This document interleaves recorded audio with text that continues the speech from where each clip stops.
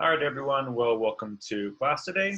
We're going to be talking about what I call, um, well, I don't call it that, but it's basically a chapter 9 substitute. Chapter 9 is a very interesting chapter in the book. It has a lot of brain anatomy, but I decided to tailor this lecture based more on the physiology as well as some things that people find interesting, like, for example, uh, different neurotransmitters and different types of medicines that attempt to increase levels of those neurotransmitters in the synapse. Also, we're going to talk about some disorders that affect the neuromuscular junction, and that will be interesting. We'll kind of continue on what we talked about chapter 8. And lastly, we're going to talk about head injuries. So some pretty interesting stuff. But the first thing that we are going to talk about with the central nervous system are the three fluid compartments.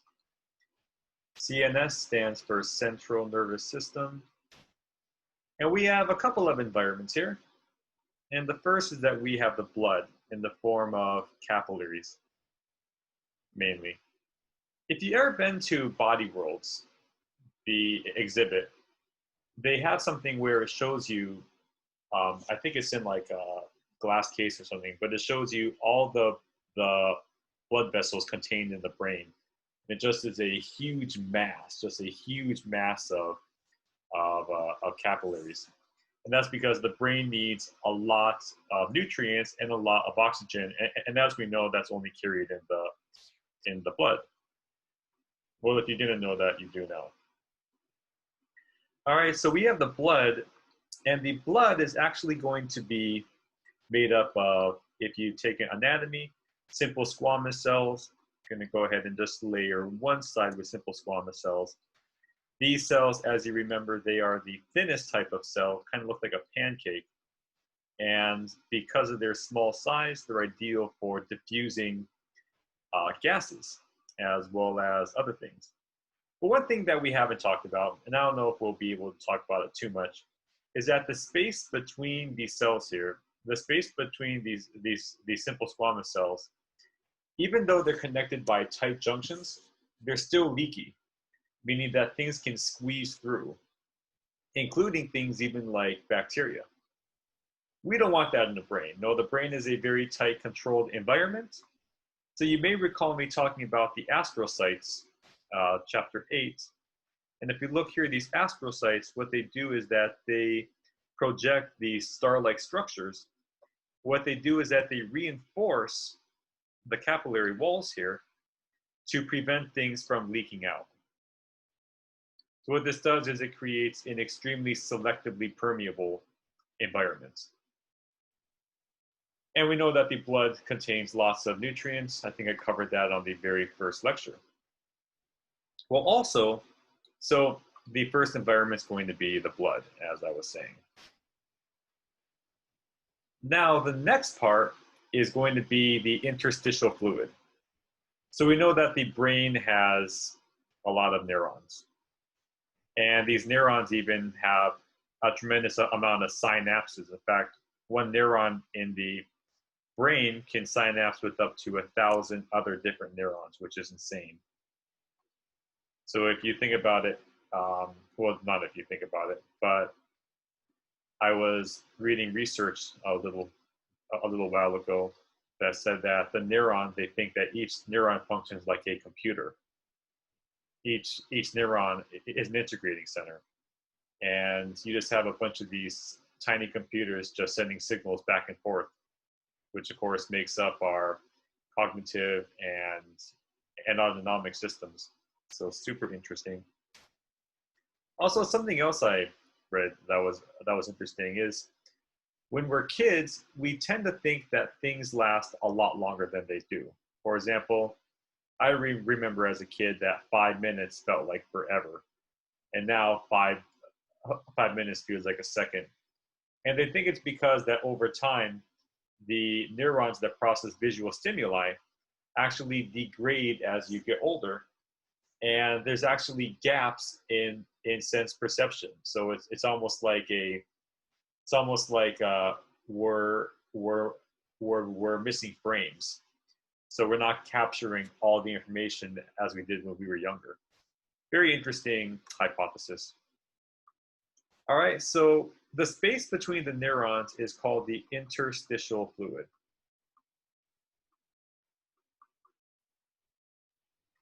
Okay, now the third environment, and this is going to be surrounding the brain and spinal cord, and it's actually going to be secreted by what we call ependymal cells. So I'm going to draw here. So this again is blood vessels that are innervating the brain. It's going to be surrounded by a type of cell called an ependymal cell. Kind of looks like this. And what these ependymal cells do is they secrete cerebrospinal fluid into the brain ventricles, which is an incredibly important fluid for numerous reasons. So we're going to go ahead and talk about those reasons now. So the cerebrospinal fluid actually surrounds the brain, and it's very important that we have it. If we didn't, every time you shake your head, your brain would smash around like a brain in an empty container. We don't really want that. That sounds like a terrible idea. Just having irreversible brain trauma every time you nod your head yes, that would be terrifying. We're going to talk now about the cerebrospinal fluid. Cerebral spinal fluid. Sorry for the slight hiccups in my writing at times. This pen has these random buttons on it. I don't know if you can see them. And I don't even know why they're there. Yeah, there you go, random buttons. I don't even know why they're there, but every time I press them, it messes up the text. I'm guessing it's there for people who are more experienced with this than I am. I'm not experienced with this. So these buttons, I'm just like, why are they here? I'd rather they didn't. Maybe I'll just tape them down. I don't know. That'll be something for me to contemplate on my own time. So what properties does cerebrospinal fluid give the brain? And the first is buoyancy. Let me make sure I'm spelling that right. Embarrassed to say this, but my undergrad was in English and I can't spell basic words. And again, that's a me problem. Buoyancy. So you probably know that if you put something in water, it's going to sit on top of the water, or it's going to be more, I guess you can say, I don't want to say weightless, but it's going to bounce. It's going to be contained within the fluid medium. And what that does is it is going to oppose force. It is going to oppose movement. It's going to create bounce. So buoyancy allows for reduction of movement based on fluid medium. So it creates the brain, it kind of makes it bouncy, and it reduces the intensity of its movement. In physics, you probably recall that it's called buoyant force, I believe. I think it opposes gravity or normal force, but it's been a while since I've taken physics and not an experience I really want to repeat. Next is cushioning, and it protects it from trauma. So liquid is not very compressible. And because of that, if the brain is bathed in it, then let's say that something happens and your head flies forward, or you hit or you bump into a wall. What's going to happen is that yes, your brain is going to shift, but the cerebrospinal fluid is going to sit between the brain and the cranium, and it is going to help to cushion the brain. It's going to prevent it from hitting against the brain. Normally, this is a very effective mechanism, but if you have a severe head trauma, which we see often in sports, then that's when the force is so severe that it actually displaces the CSF. And we'll talk about that toward the end of the lecture. Now, the next is it is a great transport medium. Because as we know, all nutrients plus gases must travel through water. And since it surrounds the brain, it can act as a transport medium. Now, talking about the composition. The composition is going to be, well, not much of anything, because as I said, the CSF is, well, I don't think I said this yet, but it is extremely selective as far as what can diffuse in and out of the structure called the choroid plexus. And mainly it is going to be very few to no proteins. Few to no proteins. Large things are not supposed to get into the CSF. Also, there should be no cells outside of microglia and neurons. So I'll just put down no foreign cells. Foreign means outside of its natural environment. If there are cells in the cerebrospinal fluid, then something has been compromised. We also have ions because ions are needed to maintain the proper electrical environment of the brain. And of course, we need lots of the sugar molecule glucose because that is what the brain prefers to operate on. So you should be seeing almost no proteins, no foreign cells, but a concentration of ions and a high concentration of glucose. All right, so that is our talk on the cerebrospinal fluid. Now we're going to talk about the blood-brain barrier. So the blood-brain barrier, as I talked about before, I'm going to draw it here, it is comprised of capillaries. And if you recall from anatomy, these capillaries are made up of cells called simple squamous epithelium, and on occasion basement membrane. And these are what we call continuous capillaries because we don't want space between these cells. So these are simple squamous cells. We know they're cells, so we have to draw a nucleus. But the problem is that capillaries, by their very nature, tend to be on the leakier side. So that's why we are going to surround them with astrocytes, cells with star-like processes. So we're going to draw some astrocytes here. They don't really look like this, but being an art major is not a requirement to teach this course, thankfully. So we have astrocytes here doing their thing. And astrocytes do a lot of jobs, as we talked about. This is only one. Reinforces the blood-brain barrier. And because of that, it creates an extremely selective environment. Now, what's interesting here is that these cells, they are going to prevent a type of transport called paracellular transport. Because of the composition of these capillaries and of the astrocytes, we are not going to have paracellular transport. And because of this, we eliminate a lot of things that we don't want getting into the intracellular environment of the brain. So what can be transported? Keep in mind that this is actually a very important part of developing some pharmaceuticals, is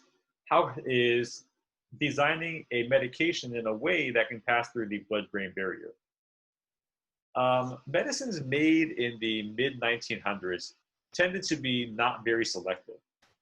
And there was a type of medication called an antihistamine, and um, and back in the 50s, they designed one that goes by the brand name now, Benadryl. And Benadryl was able to pass through the blood-brain barrier. And as I was talking about before, is depending on the receptor, ligands can have different effects. So Benadryl is an antihistamine, which in the body helps to prevent allergic reactions from happening, or at least to mitigate their effects. But in the central nervous system, it causes feelings of sedation, which is why when you take a Benadryl, you get very tired. On the other hand, newer classes of antihistamine are not designed to pass through the blood-brain barrier. Because of that, they're more selective in targeting just the effects of an allergic reaction. But nowadays, if you are going to make a psychiatric medication, it has to be able to pass through the blood-brain barrier. All right, so ions. Ions are actually going to be transported. I'm going to draw them in yellow. Ions, they're actually going to be transported through carriers. So carriers are going to transport ions from the blood into the intracellular environment, and also vice versa. So ions can travel through carrier-mediated transport.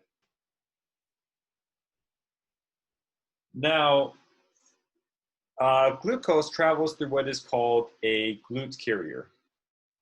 So glucose, they actually travel through what's called a GLUT carrier, which we talked about those before. But what's interesting is that these cells, they are insulin independent. Body cells, they will not transport glucose unless a molecule called insulin binds first. Insulin binds with the cell, gives it the okay to transport glucose. However, cells in the brain, they are insulin independent, and the GLUT transporters can move glucose without insulin.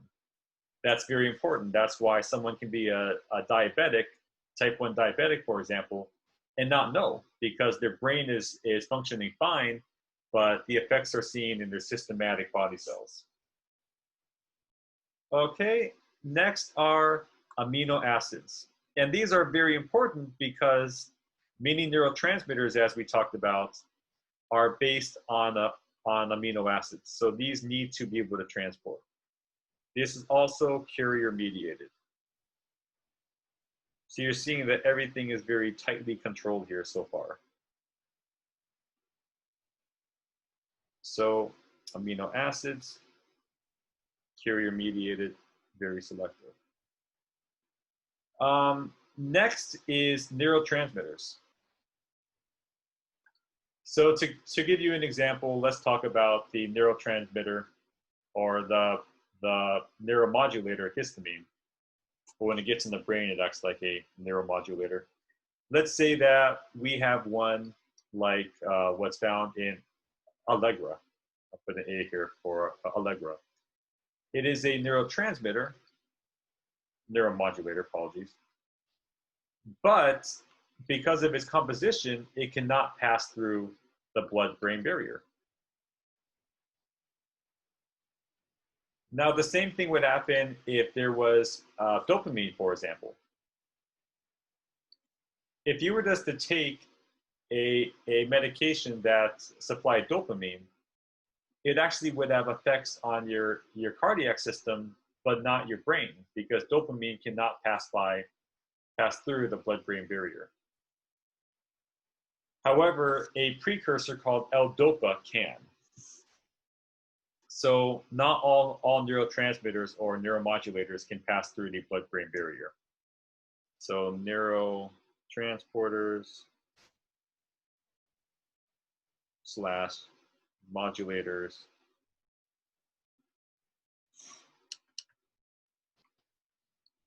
they cannot pass through. All right. And next is going to be drugs. Drugs must be specially designed. They must be designed to be small and nonpolar. I've noticed, and I haven't done a lot of research on this, but drugs designed in the earlier 1900s, they were very general and non-selective. To give you an example, one of the medications that was talked about ad nauseum a couple months ago, hydroxychloroquine, was actually designed in around the World War II era, and it's extremely general, has numerous effects in the body, which is why it can be used for everything from autoimmune diseases to malaria infections. So they do a lot of things. The downside is they also cause a lot of side effects. Generally, the more selective, then the fewer the side effects. All right, well, we talked about a couple things here. We talked about the fluid compartments of the central nervous system.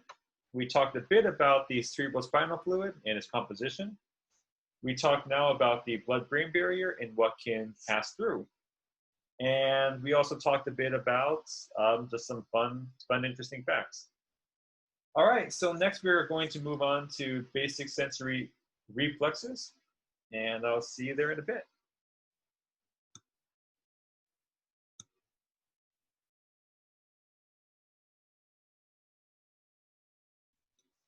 Okay, everyone, well, welcome back. Right now we're going to talk about sort of a review of the different sensory arcs. And then after that, we're going to talk about some basic neurotransmitters and their effects on the brain. So first, we're going to talk about a basic sensory arc. So I'm just going to do basic arc. Now, of course, everything always starts with a stimulus of some sort. What this means is that something is going to trigger the depolarization of an afferent neuron. Recall that afferent neurons are going to be sensory. And it's going to deliver stimuli to a certain part of the brain. So here we have an afferent neuron. We know that afferent neurons are going to synapse at one of two locations. The first one is going to be the brain. So the brain is going to be the integrating center in this case.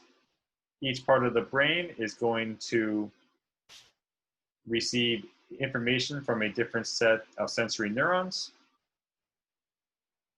And we have the integrating center of the brain.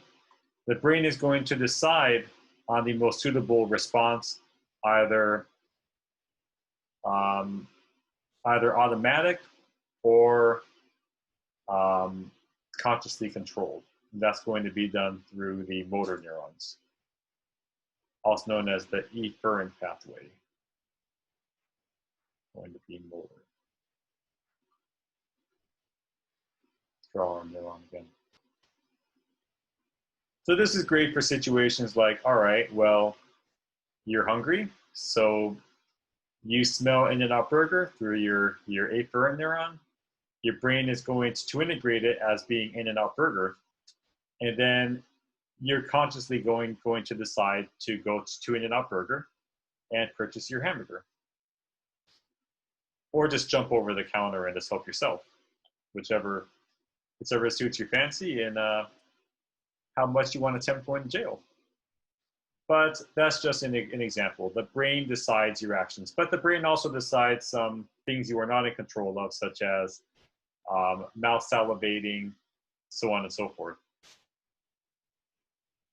However, on occasion, and this is also reflected down where it says spinal reflex arc, is now the integrating center is going to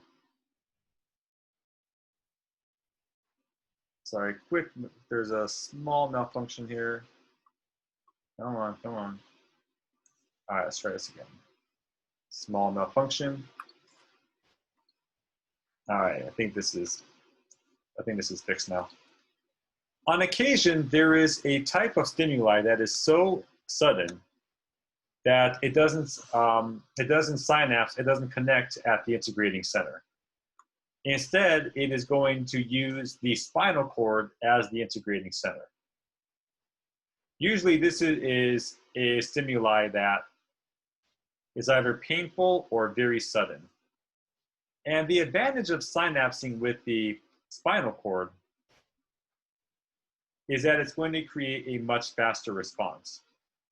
You don't need to spend the necessary time figuring out what the correct action should be or which set of neurons to trigger. Since it synapses at the spinal cord, it is going to trigger a sudden jerky motion. It could be a startling jump. It could be a quick turn. There's lots of different examples of spinal reflexes. These can actually be learned over time. Some people who take martial arts classes say that they're pretty much trained that if someone sneaks up behind them to do the shoulder toss, that's a reflex that is learned and honed. So this is a system that is plastic and can be added on over time. If we're going to get a little bit more complex here, we can talk about how this acts on a systematic level. And we just call this the sensory system arc. I'll just call it sensory system.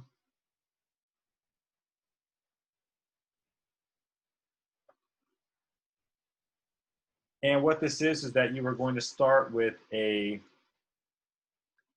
stimulus of some sort. And it is going to be received by different parts of the brain, I guess you can say. So one is going to be the behavioral, which I'll put here, it's behavioral state system, but I'll just write behavioral here. Then over here, I'm going to write down cognitive or voluntary.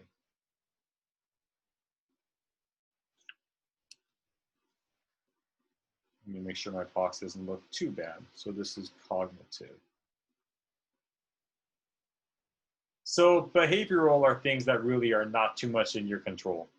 You watch a movie that's sad, you feel sad. You watch a 1990s era Adam Sandler movie, you feel happy, you laugh. Cognitive is when, based on the stimuli, you decide to use your skeletal muscle system to achieve an ends. For example, you are walking around, transport back to 1990, you transport back to Blockbuster, you're all happy, you go there and you see your favorite movie.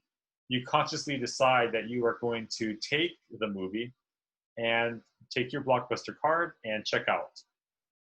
So cognitive is based on the sensory stimuli. You decide in action. Behavioral is more automatic and affects your mood or other automatic processes. And that's going to activate your motor system in some way. So both of these are going to activate your motor system in some way. Usually going to be either autonomic or voluntary. Motor system. Doesn't always have to be the motor system, but usually it is. It could be the result of different neurotransmitters, but it's going to result in some sort of output signal that is going to either activate the motor system, or on occasion it could also be brain state as well.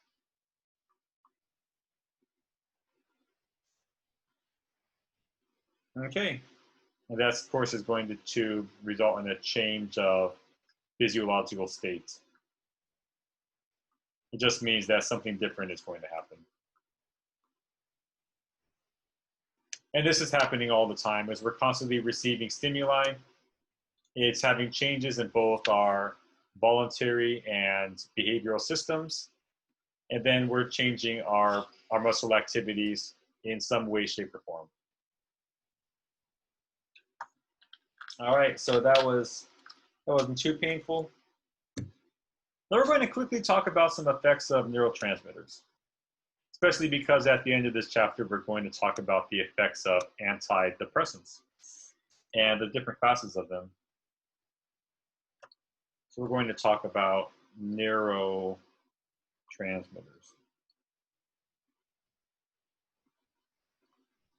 Go ahead and talk about serotonin first.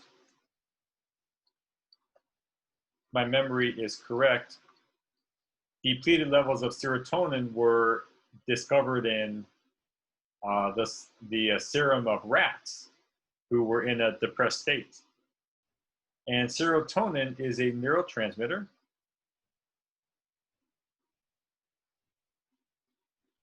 that is found all throughout the body. In fact, it's mainly found outside of the brain and actually has a lot of different effects on digestion. So serotonin, just to give you some brief ideas how it works, is it is related to mood. It's also found in large amounts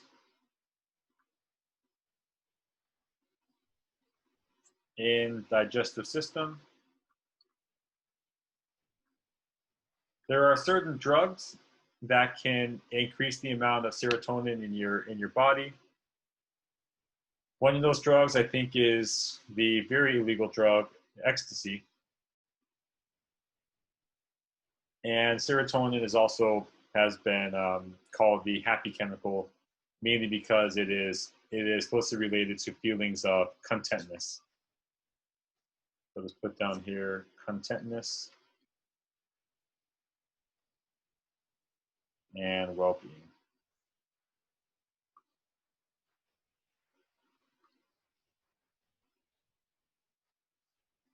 All right, going through the list, the next one is going to be dopamine. You know that dopamine is an amine because it literally has amine after it. Dopamine is a neurotransmitter, but it can also be a neuromodulator too, but we'll be consistent, call it a neurotransmitter. It's actually related to proper movement,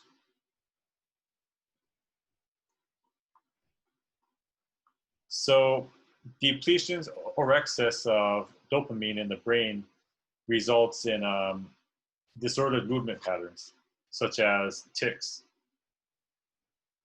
Also related to feelings of reward. Usually related to food or pleasurable activity. You probably think back to the last time you had a really rich meal. You probably feel really happy. You probably feel really content. You feel like, I just had a cheesecake, what a good reward. That's because foods that are rich in sugars and fats, they trigger the release of dopamine, because of what your body's perspective is, and rational, is that your body always thinks that a famine is right around the corner, that maybe there's food today, but tomorrow there's no guarantee. What about the day after tomorrow? So of course your body wants to promote the consumption of foods that are rich in nutrients, because you can store them as fat, and if there's a famine, then you'll have some great energy stores to rely on. So that's why you often feel like you've won when you eat dessert. You're like, yes, look at me, I found high calorie food. I'm the man or woman, and I'm dominant. I'm better than the people who are out there not eating this. So that's why you get a rush whenever you eat something really good. Or maybe you don't get a rush. Maybe it's just me. Maybe I'm this different. Also, really repetitive behaviors like gambling, those also trigger rushes of dopamine. So it's something that leads to a reward of some sort. which is why many activities that result in the release of dopamine, many of them are really hard to break because dopamine is such a potent chemical as far as feeling rewarded and accomplished. There was a story I heard about a couple of years ago, is that in Lake Tahoe, I believe it was Caesar's Palace, one of my former psychology professors was gambling there. He said that there was a fire. People were coming out saying, everyone needs to evacuate, there's a fire. And many of the patrons were not moving. They were still on their slot machines or their tables. Nobody wanted to get up and leave, even when there was a threat of dying. Is they were like, oh, okay, well, I just have to play one more hand or something like that. So it's just is interesting. Psychology is interesting. Last one is going to be norepinephrine. It's actually a very potent brain neurotransmitter in the class called acetylcholine. So this is a neurotransmitter, can also be a neuromodulator. What this does is it is in a role of the sympathetic nervous system, meaning fight or flight.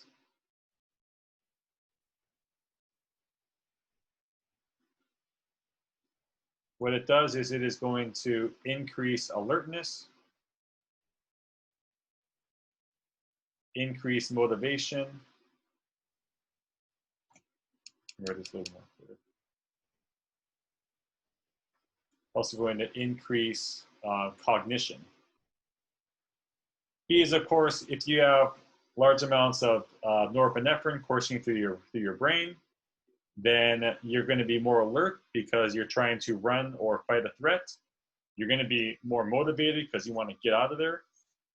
And you're also going to be thinking more clearly because you're trying to find an escape or a strategy. And norepinephrine and serotonin work really well together, which is why many antidepressants combine the effects of the two. SNRI, selective norepinephrine, serotonin reuptake inhibitors. And it's also going to increase heart rate. So norepinephrine, high amounts of it, yes, it may result in some many cognitive effects, but it can also result in an elevated heart rate too. So that has to be watched for. All right, so we quickly talked about some basics of some important neurotransmitters. We reviewed sensory systems as far as the ARCs. And I don't think that was too extraordinarily difficult. But now after this, we're going to move on to disorders of the neuromuscular junction, some very interesting stuff. All right, thanks for tuning in.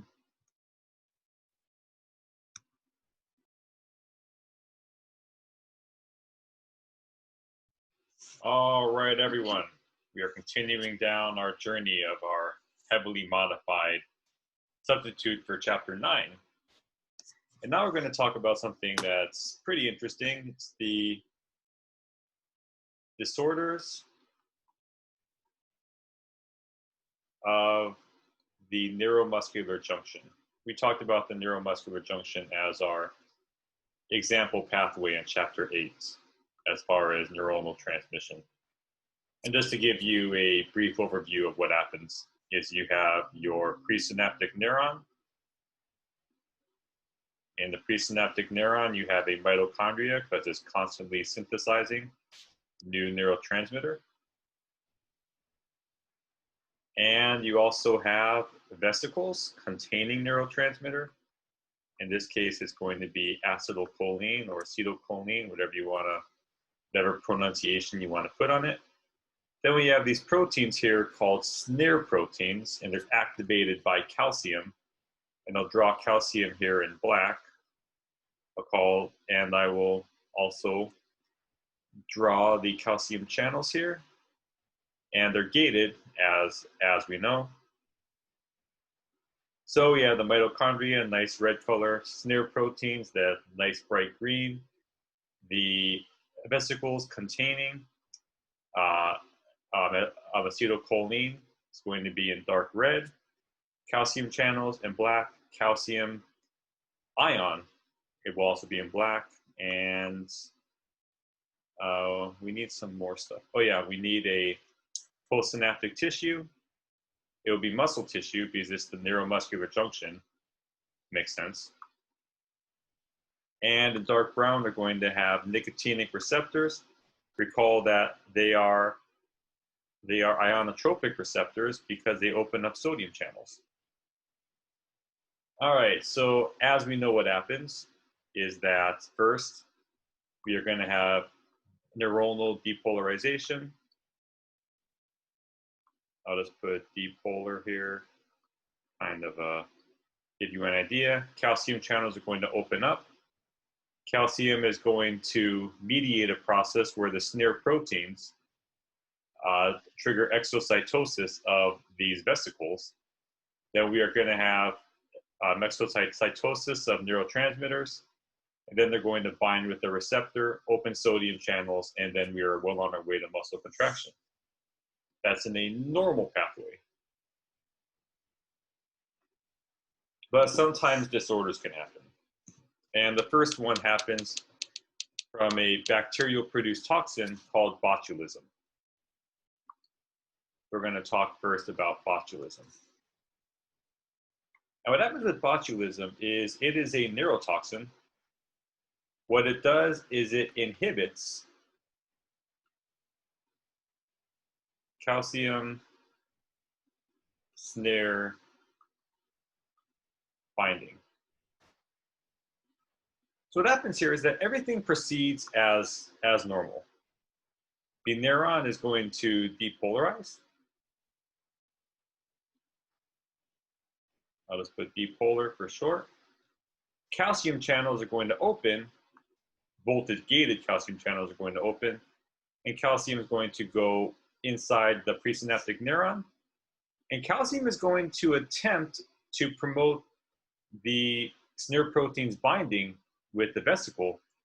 And the botulism toxin, which I'll draw here in bright pink, is going to inhibit that process, making it difficult for calcium-mediated exocytosis to occur. So the botulism toxin prevents calcium from doing its job and helping the neurotransmitter leave the presynaptic neuron via exocytosis. Now let's reflect what this means. If you don't have calcium-mediated exocytosis, you don't have neurons in the synapse or in the junction, neurotransmitters. If you don't have neurotransmitters in the synapse or the junction, then you cannot have neurotransmitter binding. If you do not have neurotransmitter binding, then you do not have depolarization of the cell, and you will have no response.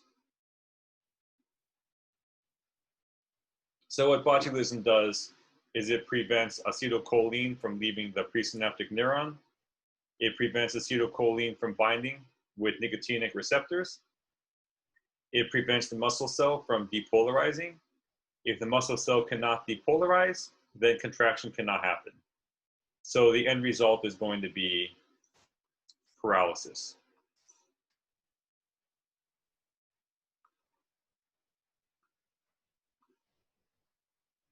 Very interesting fact is that, yes, botulism is a toxin, and it tends to be secreted by a certain type of bacteria in anaerobic conditions. And I know that a couple decades ago is that it was getting in the bacteria was getting into canned foods, and then the toxin would be produced in the canned foods by the bacteria, and then someone would eat it, and over time it eventually could paralyze the respiratory muscles and cause death.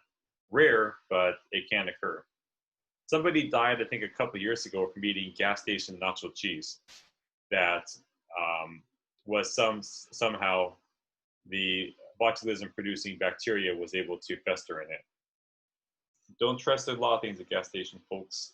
Gas station sushi is definitely at the top of the list. Yeah, gas station sushi, and now we have gas station nacho cheese. So sometimes you just want to play it safe and go with the protein bar. Worked well for me so far. All right, cool. So that is botulism. The end result is paralysis, and it inhibits the step where calcium promotes exocytosis of the neurotransmitter into the neuromuscular junction. And yeah, so our next one is going to be something that's quite the opposite, and it is going to be called tetanus, also produced by a bacteria.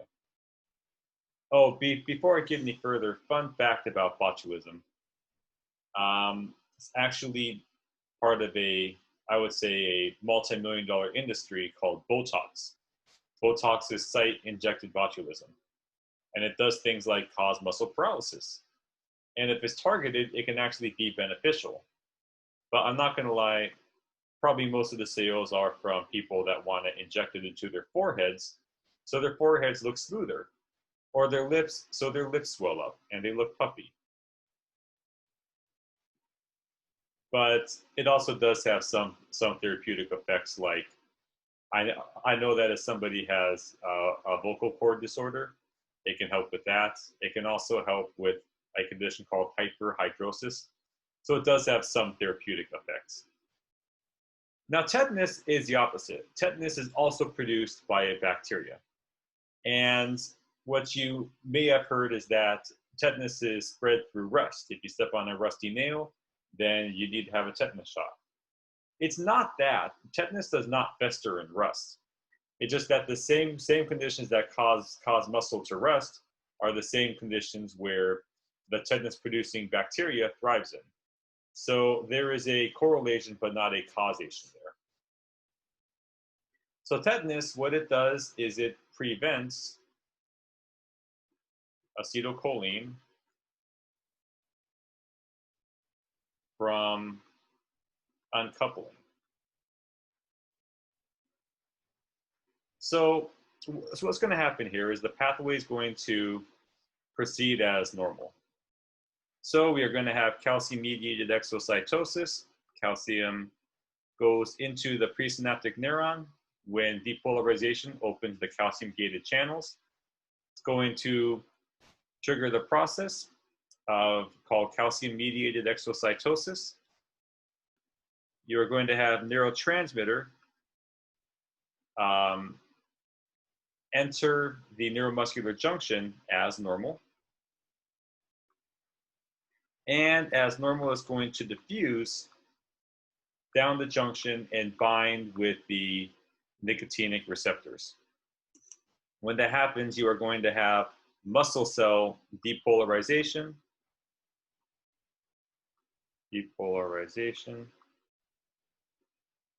and then contraction.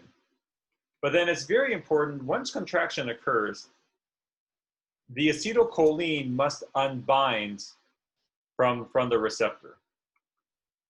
If it doesn't, then it's going to keep on giving the muscle cell the signal to keep on contracting. Not a good thing, because you may have recalled me saying during office hours that when your muscles contract, your neurons, your nervous system, politely asking your muscles to contract. It's a signal sent via acetylcholine. However, if that signal cannot unbind from the receptors, it's going to keep on triggering muscle contraction, uncontrollable muscle contraction. So what happens here is that the tetanus toxin, which I will draw in this nice turquoise color, is going to prevent uncoupling of acetylcholine from the nicotinic receptor. Because of that, the result is going to be overstimulation of nicotinic receptor, and the result is going to be uncontrollable muscle contraction.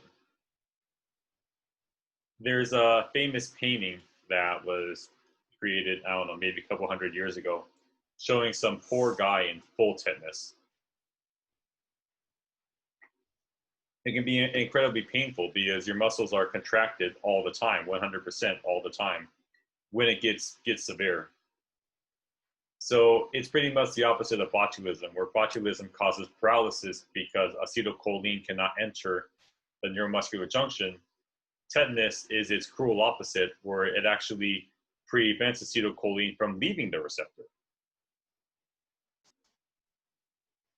All right, so that is tetanus. Now, the last one we're going to talk about is something called myasthenia gravis. So let me go ahead and do some spot erasing.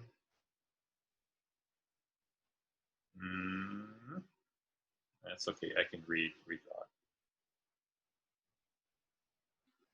All right, this, lots of neurotransmitters here. All right, great. Okay, so with myasthenia gravis, oh, no, back. Oh, good. Myasthenia gravis, what's going on is rather insidious. So you have these receptors on the muscle tissue called nicotinic receptors. You probably already know that by now. However, myasthenia gravis, I hope I spelled that right, myasthenia gravis. That sounds pretty good. So what happens is, it is an autoimmune disease. So what happens is that the immune system thinks that the nicotinic receptors are foreign, that they don't belong in the body. So what they do is they are going to secrete something called an antibody that is going to it's going to occupy the receptor and mark it for destruction. So it is antibodies mark nicotinic receptor for destruction. So what happens here is that you are going to have progressive muscle weakness, because if the receptor is marked for destruction, you're going to have less receptors available for acetylcholine to bind to. So the process is going to be the same: depolarization, calcium enters, then we have calcium-mediated exocytosis. Acetylcholine is going to diffuse down the neuromuscular junction. The difference is that now we have fewer receptors for acetylcholine to bind to, and as a result, you're going to have fewer signals for contraction. One of the hallmarks of myasthenia gravis is muscle weakness. And it's not because there's anything wrong with the muscle cell itself, it's just the receivers of the signal that tell it to contract, there's fewer of them. All right, so we talked about three things here. We talked about myasthenia gravis, we talked about botulism, and tetanus. Three things that cause disorders at the site of the neuromuscular junction.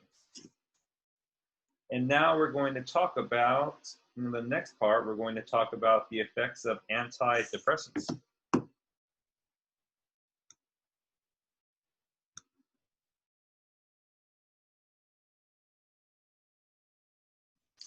All right, everyone. Well, welcome. For this part of the lecture, we're going to talk about the effects of different medications on anxiety and depressive symptoms. So we talked about the effects of different neurotransmitters. And we know that some of those effects are things such as feelings of well-being, feelings of excitement and reward, feelings of alertness and energy. And we know that neurotransmitters are how neurons in the brain communicate. We understand this. It isn't the most understood system in the world. Brain in general is pretty poorly understood. But one thing that animal and human studies have shown is that what's called a mood disorder results from an unbalance of neurotransmitters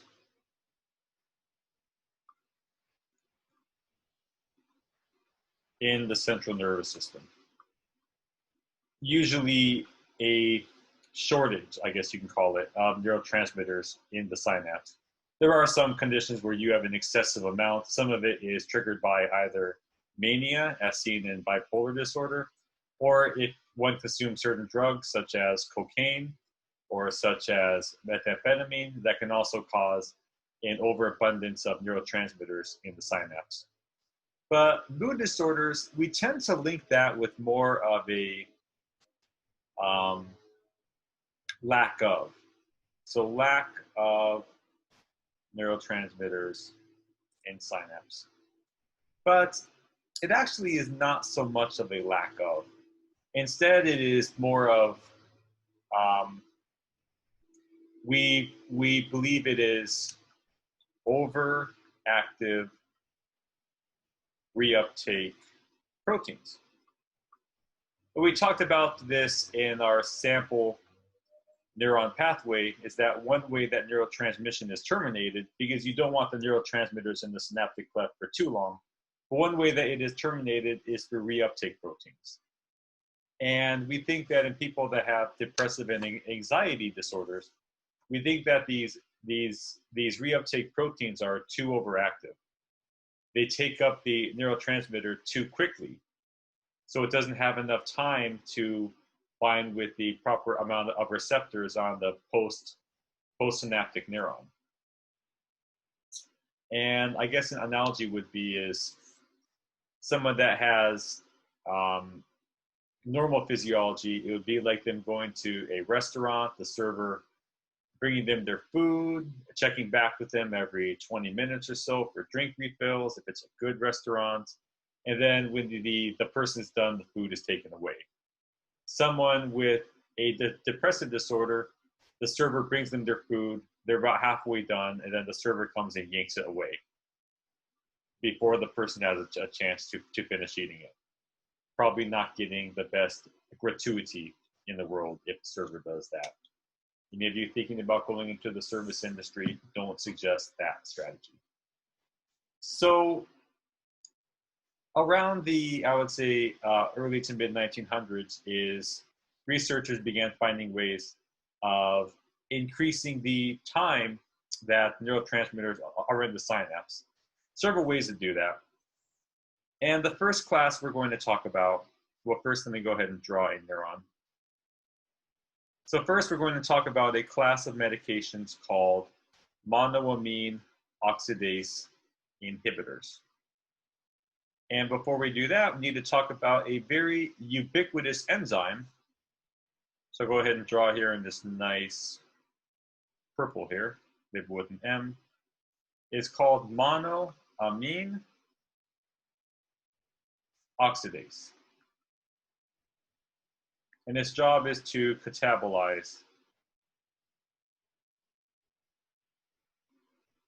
amines. Okay, so what it does is it breaks them down. However, it works on many amines, and this will be relevant in a couple of minutes. So what happens here is that I'm going to draw here a presynaptic neuron with a couple of reuptake channels. And we'll go ahead and say that orange is going to be serotonin, and brown is going to be norepinephrine reuptake channels. So what's going to happen here is that you are going to have release of amines into the synaptic cleft. Let me draw some receptors here too. You are going to have the release of amines into the synaptic cleft. Now recall that we think that one of the theories of depressive and anxiety disorders is that they're taken back up too fast. And when these neurotransmitters are taken back up, this enzyme, monoamine oxidase, is going to break them down. And when they're broken down, they are no longer available for use. So this is actually a very important enzyme for catabolizing and recycling different types of amines. Okay, well, what if you could inhibit the actions of monoamine oxidase? Well, that's exactly what researchers decided to try, and it works really well. So the first type of antidepressant class we're going to talk about is called monoamine oxidase inhibitors. Inhibitors. And its job is to either reversibly or irreversibly. Do you remember if you ever taken a biochemistry class, or if you took general biology, you learn about types of enzyme inhibitors.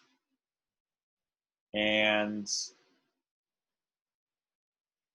they can either be reversible, meaning they can separate and the enzyme can work fine again, or they actually change the shape of the enzyme and it cannot work, period. Monoamine oxidase turns over once every 2 weeks, so if it irreversibly binds to it, then the soonest you can have proper function again would be 2 weeks. So its job is to reversibly or irreversibly inhibit MAOI. So what happens is the reuptake proteins are going to take back in the neurotransmitter, any amine. And instead of being catabolized, the compound is going to inhibit monoamine oxidase from functioning properly. The result is that the neurotransmitter is now going to be available to be placed back into the synapse. So instead of being catabolized, it is going to end up back into the synapse. So what this does is it increases the time that the neurotransmitter is active in the synapse by inhibiting the very thing that can break it down. Because of that, you are going to have a higher concentration of neurotransmitters in the synapse, thus giving it more time to bind with the receptors.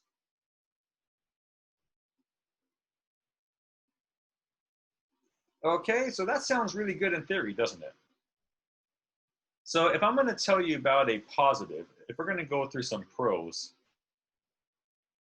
it is extremely effective. As in, it's going to fix the problem more than likely, especially for people that have treatment-resistant depression. So it works. Generally, it's considered a last-line therapy, but it works. The cons are delivery system. I know that they have a patch, but I believe most MAOIs need to be taken several times a day. But the patch just secretes it transdermally throughout the day. The other con is it has a high side effect profile. So this impacts monoamine oxidase throughout the entire body. And you're basically increasing levels of neurotransmitters throughout the entire body. And it's going to have side effects associated with that. The other thing, and this is a minor thing, but there is you could die, yeah. So overconsumption of tyramine containing foods can be fatal. Tyramine is a certain amine, I believe it's present in the digestive tract, and if it builds up in too high of concentrations, then they can be fatal. So you would need to watch your diet carefully and make sure you aren't over consuming foods such as cheeses. That's one example of it. It does work though, so that is definitely the main positive of it. All right, the next one is going to be a more selective class. So this class of drugs, they don't focus on the enzyme. They actually instead are now going to focus on certain receptors and certain channels. So what we're going to do here is we are going to have a serotonin reuptake channel and serotonin. So anything purple is going to be serotonin related. Then anything bright green is going to be norepinephrine related. And in brown, I'm going to build in something called a histamine receptor. And then I'm also going to build in a muscarinic receptor. We'll go ahead and do that in blue. So this is a muscarinic receptor.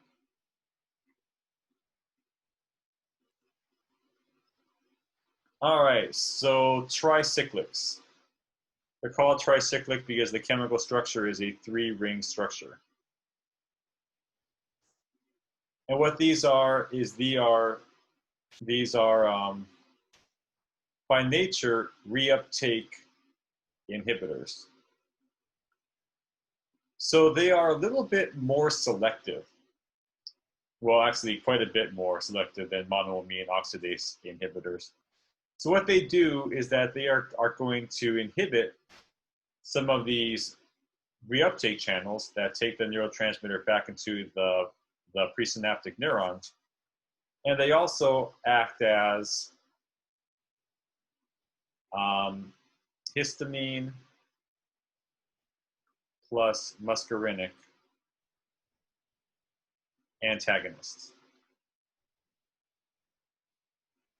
So this medicine is a little bit more targeted. So what's going to happen here is that you are going to have serotonin and norepinephrine released into the synapse. And recall that the theory behind the formulation of this drug is that the reuptake channels are too active. What's going to happen is what this drug is going to do, it is going to inhibit these reuptake channels. If you inhibit the reuptake channels, they're going to have a harder time taking the neurotransmitter and transporting it back into the presynaptic neuron, thus increasing the amount of time the neurotransmitter is in the synaptic cleft. So what that's going to do is just, in theory, going to boost mood along with cognition and energy, but also it is going to antagonize the muscarinic channel and also receptor and the histamine receptor. And what that does is it is going to have a sedative effect. If you take the antihistamine Benadryl that can cross the blood-brain barrier, you know that blocking histamine channels has a very sedative effect. So the idea behind this class of drugs is that not only do you increase concentrations of the neurotransmitters that promote mood and energy, but you also block the receptors that cause that can possibly cause anxiety-related symptoms. So if we're going to talk about the pros are going to be highly effective. These do work and they work well. The cons, though, is they need to be taken multiple times a day. That is not good. Inconvenient. Also, I believe they have the highest side effect profile of any other antidepressant, which is why many tricyclic drugs are no longer even in production. They have a very high side effect profile. As they say, sometimes the cure is worse than the disease. And also they can be toxic in high concentrations. So you're kind of seeing now is, yes, we've had the ability to alleviate the depressive symptoms for decades, but it's more like, can people deal with the side effects? Because the side effects are going to be significant and oftentimes life-changing. So with MAOIs and tricyclics, it was often a trade-off. You want to feel good in one area and feel bad in another. What's your compromise? So that's why the I guess invention is kind of a poor way to say it, but the development of this newest type of class, this one is called selective reuptake inhibitors. So we're going to draw this again. Okay. So we have a selective reuptake inhibitor. And the most popular class of that is going to be called in SSRI, selective serotonin reuptake inhibitors, but we also have SNRIs, selective serotonin norepinephrine reuptake inhibitors. But what these do is they selectively antagonize one type of reuptake channel. So scientists began to figure out that the more neurotransmitters you affect, then the greater the side effect profile. And they figured out that, well, what if someone's depression is only caused by one type of neurotransmitter? Then we don't have to deal with the rest. So what this is that this class of drugs, let's say that this is going to be anything in blue is serotonin. So what this is going to do is you can have serotonin in the synaptic cleft. You can also have norepinephrine. And what this drug is going to do is it's going to say, well, okay, maybe the person has a serotonin reuptake protein that's overactive, but their norepinephrine one works fine. No problem. We're just going to block that one. And what's going to happen is that reuptake of serotonin is going to be inhibited, but reuptake of norepinephrine is going to be fine. Hence the term selective. There are many different types of SSRIs. Each one affects serotonin reuptake channels in a slightly different way. So it's oftentimes a sort of a guessing game as to which type of SSRI is going to work best for an individual's unique symptoms. There's also a genetic component to it, which is why I know that psychiatrists now are in the habit of asking one's ethnic background, because they can actually point to certain activation of genes that are related to certain types of depression, and they can actually say, well, okay, based on this person's heritage, maybe Zoloft will work best for them. Generally, the first line treatment is Prozac, because it's actually the least general of the SSRIs, has a very long half-life, and it tends to work, but also has one of the larger side effect profiles of the SSRIs. But I do want to say that these have changed the way that people view antidepressants. And I believe that in the 80s, 90s, that's when the book Prozac Nation came out, and Prozac was viewed as a happy pill totally not true. If someone has a serotonin deficiency, it will fix it with the least amount of side effects. So that goes to the pros. The pros are least amount of side effects.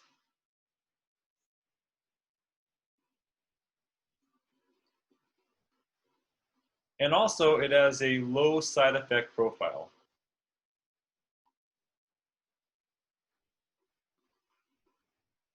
The cons, though, the cons are may need to try,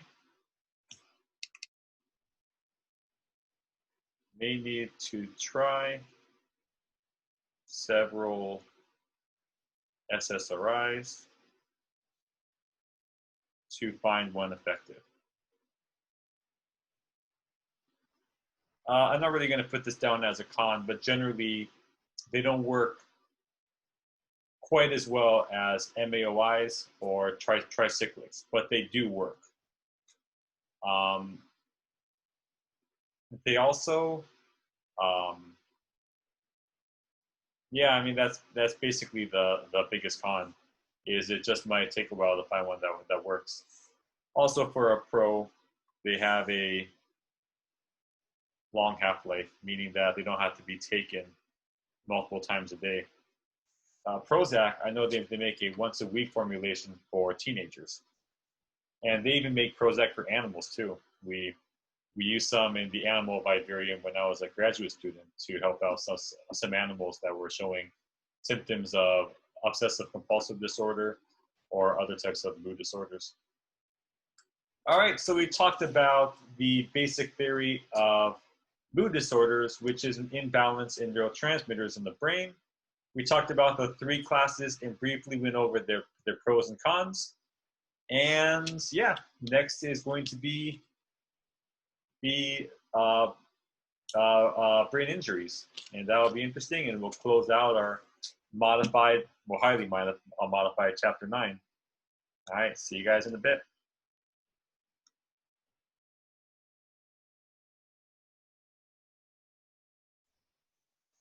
All right, everybody. Well, welcome back to the last part of our modified chapter 9. And now we're going to talk about something called a head injury. And hopefully none of you have had something like this too severe. But head injuries are broken up into two categories: primary and secondary. So primary head injury is when something severe happens, some sort of force to the head, or maybe you strike something with your head. And what happens is that the brain is actually going to move with such force that it's going to smash against the cranial cavity. So it's going to be a significant force. So primary is going to be the acute injury. However, secondary is going to be caused by the formation of what is called a space occupying lesion. And what's going to happen here is that you are going to have an increase in what we call intracranial pressure, which we'll define in just a moment, which can cause further injury.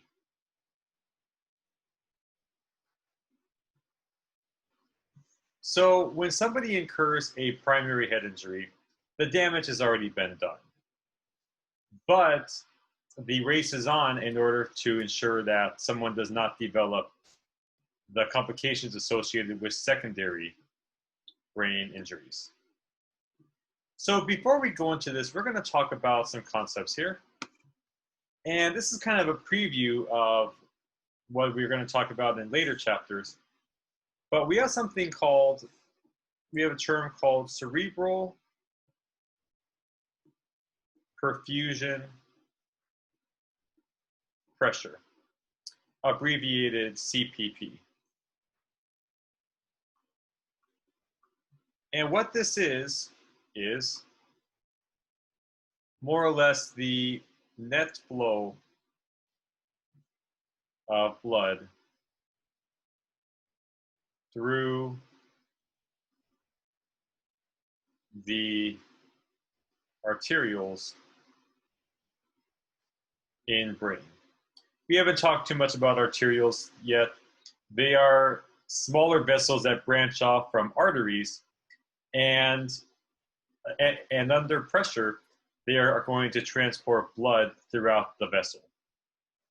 And the vessels in the brain, they also need to transport blood, make sure that blood is moving through a fairly good pace in order to make sure that all the neurons in the brain are getting enough oxygen and nutrients. Now, CPP is determined by two values.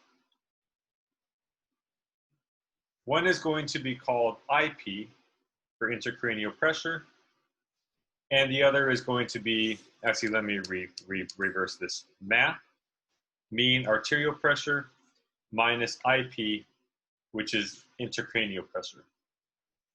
So first, let's talk about MAP. What MAP is, stands for mean arterial pressure.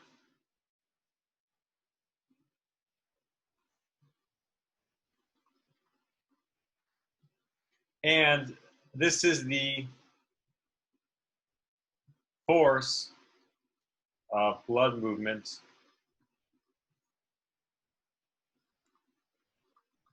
through arterioles.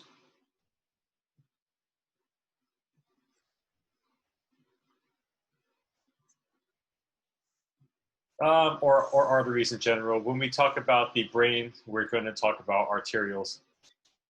Mean arterial pressure is an estimation of the average pressure that blood is moving throughout your body. We call this mean arterial pressure. It's a more accurate reading, I believe, than just systole and diastole. And mean arterial pressure in the brain is probably about 100 millimeters of mercury. We'll define pressure later on, but pressure is force against the walls of a container. So only closed systems can be pressurized. And it's about, in the brain, about 100 millimeters of mercury. That is the mean arterial pressure throughout the arterioles in the brain. Now there's this other term called IP, or intracranial pressure. And the cranial vault is a closed system.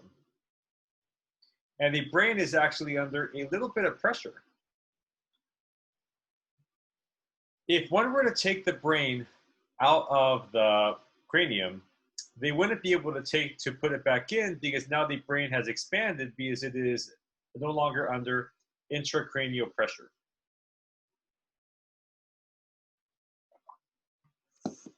So this is pressure that opposes MAP in the brain. So I'll draw a quick diagram of that in a moment. And it's approximately 10 millimeters of mercury, give or take some. Millimeters of mercury is a unit we use in physiology to quantify pressure. So mean arterial pressure is the force of blood that moves through the arterioles. Intracranial pressure is pressure exerted on the brain because it is encased in a closed system, a closed vault. And to find cerebral perfusion pressure, the net flow, we need to subtract mean arterial pressure and intracranial pressure. So this here is going to be the cranial vault. It is a closed system. And right at the base is going to be this large hole called the foramen magnum. The cranium is made out of spongy bone, for those of you who need an anatomy refresher. And of course, in this thing here, we have the brain. So the vessels moving through the brain, this is a rather large vessel, but it'll give you the idea. Blood moves throughout the arteries and arterioles through the contractions of the ventricles of the heart. the heart's going to contract like this, and blood is going to be squeezed through the arterial system. So blood basically moves in spurts, and then, well, I'm getting into some complicated things that I'll talk about later. But when your heart contracts, blood is going to be stored in the walls of the arteries, then it's going to relax and it's going to be massaged through. Think of it like blowing up a balloon and seeing the walls of the balloon expand. Then if you take your mouth off the balloon nozzle, then the balloon's going to collapse. It's kind of what happens with our arterial system is we have contraction, slightly expands. Then when the heart is in diastole, it's going to relax and the blood is going to move through. Systole, the heart contracts and the walls of the arteries are going to be pressurized. Diastole is going to relax. That pressure is going to be relieved and blood is going to move through. So that's just a brief introduction, but we average the flow that happens during systole and diastole. We call that MAP. So mean arterial pressure is going to push against the walls of the arteries or arterioles, and it's going to move against them. It is going to push against the walls to move forward. So mean arterial pressure is essential. Pressurizing these walls is essential for blood to travel through the arterial system at the appropriate speed. So this is MAP. Now what opposes MAP is going to be intracranial pressure. It is going to oppose mean arterial pressure. Think of mean arterial pressure as trying to push out. Intracranial pressure is trying to push in. Now, thankfully, though, mean arterial pressure is a lot more forceful than intracranial pressure. Because of that, cerebral perfusion pressure is going to be, so CPP equals MAP minus IP. So it's going to be more or less 90 equals 100 minus 10. So on average, cerebral perfusion pressure is going to be 90. Great. Now what's going to happen when somebody gets a head injury? Well, what is going to happen is that the brain is going to slap against the cranial walls and it's going to become damaged. The brain is tissue like anything else. If you hit it forceful enough, it's going to be damaged. What's going to happen is that you are going to have an acute injury. And then what's going to happen if any of you have ever had a concussion, hopefully not, is at first you're going to get a hit, you're going to get your bell rung a bit, as they say. Then you're going to be like, oh, okay, well, I'll be good. I can get back to the game. Well, when you first have that injury, we call that an acute injury. The problem is that tissue that is well perfused with blood, when it is damaged, it starts to bleed. You have broken vessels. So what's going to happen is that we are going to have something occur called hemorrhaging. So what's going to happen now is that we are going to have, let me make sure I spell this right, hemorrhage. But what's going to happen is that you are going to have the non-technical term called bleeding in the brain. Now you're seeing what's developing now is a mass. We call this mass here, and this is a very important term, we call this mass a space occupying lesion. And this is really bad for us because what's going to happen is that we already have pressure, intracranial pressure, because the brain is enclosed in an enclosed system. Because of that, it's going to slightly pressurize the brain. Well, recall also that pressure is defined as force against the walls of a container. If you force more things in the walls of, or if you force more things in the same size container, then you are going to increase pressure. And the problem is that as this space occupying lesion grows because of increased hemorrhaging, you are going to have increased intracranial pressure. So the larger the hemorrhage, the greater the increase of intracranial pressure. And this isn't good because as this number goes up, this number goes down. And this is when we start to get the symptoms of a secondary brain injury. Because now we have this space occupying lesion that is taking up space in the cranial cavity. Think of it as being in an elevator. And at first you have a decent amount of space, door opens up, 5 people cram their way on, you're stuck in the corner like this. Now you have people pushing against you, and the elevator has not gotten any larger.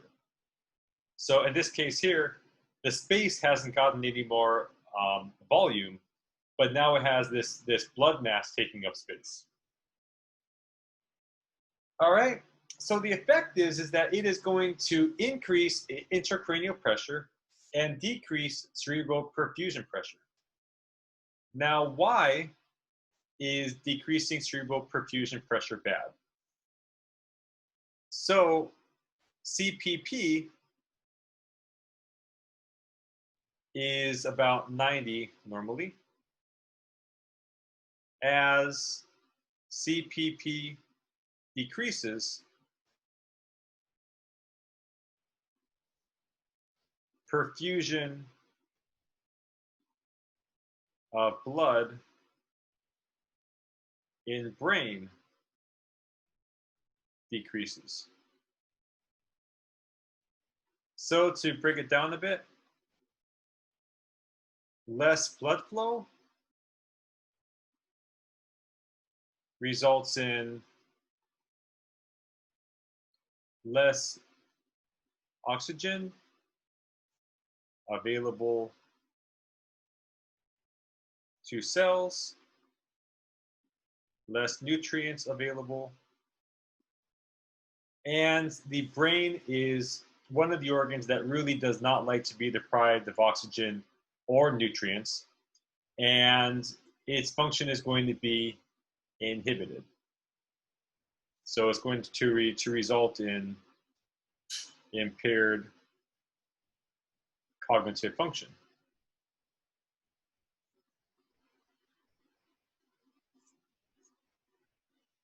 So what this means is that if somebody has an acute head injury, and then they start to develop a space occupying lesion, what's going to happen is that cerebral perfusion pressure is going to go down, the brain is going to get less oxygen and less nutrients, and the patient is going to begin to develop symptoms of, well, of a secondary head injury. Now, one way that we measure that, we measure the effects of this secondary injury, is called the Glasgow Coma Scale. And you can look it up online if you work as in a nurse or EMT, or you know someone that's an EMT, a nurse or doctor. I'm sure they can tell you more about it. You can go online. But this will measure how much brain function has been affected by a secondary head injury. This increase in intracranial pressure, what's also concerning about it is that if it gets too severe, is recall that we have this hole here called the foramen magnum. What I like about Latin, they're very blunt. Foramen means window, magnum means big, so it literally means big hole.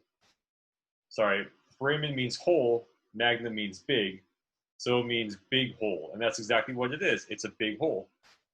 And what happens is that this big hole the brainstem fits through, But if intracranial pressure gets too intense, recall that intracranial pressure presses down on the brain, is that it can actually force it down into the foramen magnum, basically causing permanent brain injury and possibly death if the brain is actually forced through this hole.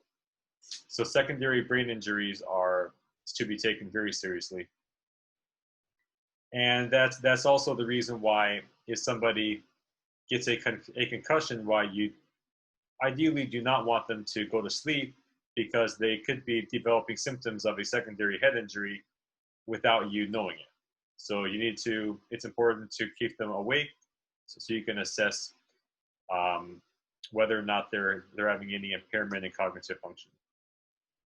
All right, so we talked a bit about head injuries, just the basics of it, and some of these factors too, like mean arterial pressure and things like that. We'll be covering a lot more in the later chapters, and by later I mean probably next week.